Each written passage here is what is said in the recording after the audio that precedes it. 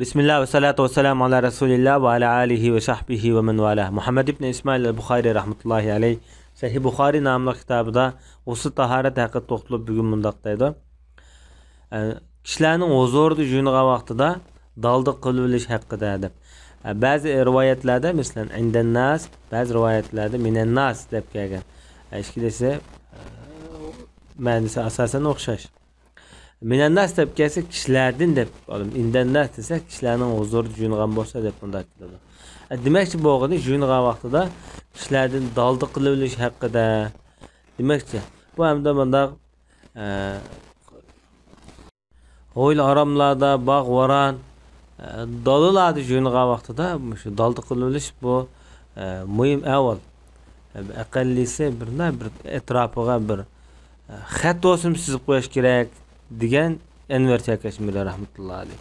Agar hamda xalqlar ko'rmaydigan kishilarni ko'rib qolishidan amin bo'la olsa, xotirjam bo'la olsa, bunday qilmasimi bo'ladi. Ammo hamda hozirgidek bizniki masalan qozoq uylarimizda yoki munchilarimiz bor bunday paytlarda bunday qilishniki faqat hojat yo'q. Chunki munchilarniki maqsadi mo yana shu asasen toza qo'yish uchun loyihalangan bugungi kunda. Bu 280 numaralı hadis İmam Bukhari rahmetullahi aleyh bizga Abdullah ibn Mesleme hadis so'zlab bergan edi deydi. İmam Bukharining ustozlaridan tercümasını başta o'tgan. Bu kishi Malik, İmam Malik şu, bu kishi Ebn Nasr'dan. Ebn Nasr degan Ömer ibn Ubeydullah'ningki azatgardisi. Salim ibn Abi Umeyye nomi bilan başta o'tgan. Ya'ni Ömer roziyallohu anhuning mavlasi azatgardisi deb başta o'tgan. Hem de Ummahani degan ayolning azatgardisi Aba Murra bu Ebn Nasrga, ya'ni Salim ibn Abi Ubeyyaga deb bergan ayni vaqtida. Abu Murra kim deganda bosh tarjimali o'tgan. Meyada Ummahanining azatgardisi debdi. Boshda Aqil ibn Abi Talibning azatgardisi debdi. İşkilesi belki o'xshash, chunki bular aksanallah.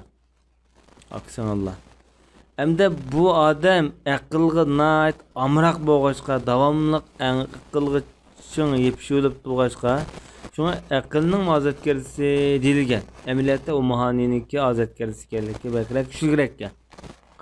Hem de aqlning unda bo'lsa balki aqlning ham ko'z ama shunlashqa yetlaydigan xizmat qilgan ishlar bilan mashg'ul bo'lib qolgan bo'lishi mumkin. Hem de bu adam deydi o, bu Abu Murra Ummahani bint Abi Talibning mundaq deganligini anglagan ekan. Bu ayol Payg'ambar sollallohu alayhi vasallamningki huzur muborakka makfati jilnisi beribdi.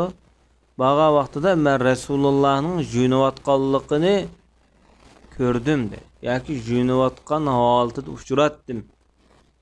Fatima daldı qilib ekan dedi. Peygamberimiz bu kim o deb so'rabdi. Men Ummahani degan edim degan. Demak bu hadisda ko'zi ko'ringan holat hamda Ummahani Rasulullohning juyunayotgan holatida bo'lgan. Bu Hijriyaniki 8-yil Makfati jilnisi degan shu vaqtda, chunki bu ayolmi shu paytda musulmon bo'lgan. Shu vaqtda Rasulullohni yo'qlab bo'lgan.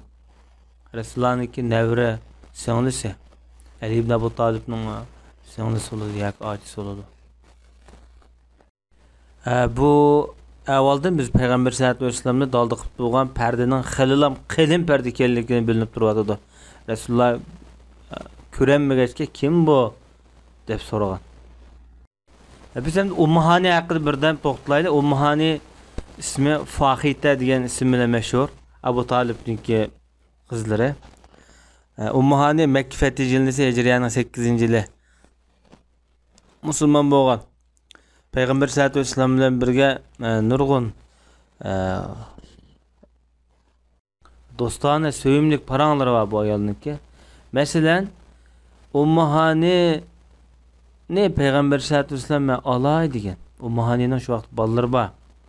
Bu ayol debki, "Ya Rasululloh, men cho'ngib qoldim, ballarim bor" degan. Payg'ambar sollallohu alayhi vasallam eng yaxshi ayol Quraysh ayollaridir.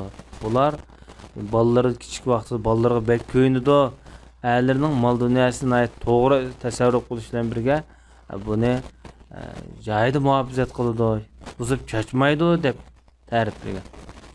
Uningdan boshqa Payg'ambar alayhisolatu vasallam bir kunsi qo'saq ochlam o mahalleni yo'qlab ko'rib, "Yeydigan bijim bormi?" deganda qo'sqam yechib ketdi degan. Yani demak bular takallufsiz yashaydigan kishilar ekanda, bir-biri orasida parda yo'q. Shuna bir burada non bor ekan, quruq non. Rasululloh bu nonni chiqishdan nomus qildim dedi. Payg'ambarimiz "Ekilaning bo'lsa" dedi. Shuna bu bir parcha nonni keldim. Onun azraq tuz çiçip idam bormi dedi. Men idam yo'q, idam deganimda bir şey, bir tarixamak degandek narsalar. Bormi debdi. Yo'q. Faqat sirki var, yani açıq su var ya Rasulullah debdi. Ekidan deb açıq suvni qo'yib yeb, Allohga hamd aytib bo'lib, sirki degan ajoyib yaxshi idam, say bu. Sirki va uy kambag'al bo'lmas deb shundaq degan. Ummuhani Payg'ambar sollallohu alayhi vasallamga to'y qilishqim qo'shilgan yo'q, lekin toza tanlash ulab qilib, ammo bolalarni bek tanlagan. Ya Rasululloh, balamning haqqini ado qilmasam to'g'ri bo'lmaydi ekan. Sizning haqqingizni, aning haqqini ado qilmasam to'g'ri bo'lmaydi ekan. Baliq qarsam, sizlar qilib qoldilar, sizlarga qarsam baliq qilib qoldi. Orliqda men bir azobga duchor bo'lib qo'ymay yoki ko'ngillarga bir azob bo'lib qoldigan, ko'ngillar chigilib qoldigan avvallar bo'lmasin degandek mazmunlarni gap qilib, oxiri bolalarni ixtiyor qilgan bu ayol. Chunki eri qochib ketgan makfatisida, yo'qolib ketgan. Bu kishiniki, bu ayolniki qachon o'lib ketganligi aniq emas, ammo Hijriyaning 50-yillari atrofida shuning oldi keyinda o'lib ketganligi muqarrar. Bu ayol 46 dona hadisni Payg'ambar sollallohu alayhi vasallamdan rivoyat qilgan. Mana bu 46 dona hadis hozirga qadar bütün musulmon ellarda Rasulullahning zikri bo'lsa, mush ayolning nomidan bu 46 hadis tarqaladi. İnşallah ecir bo'lib turdi buniki.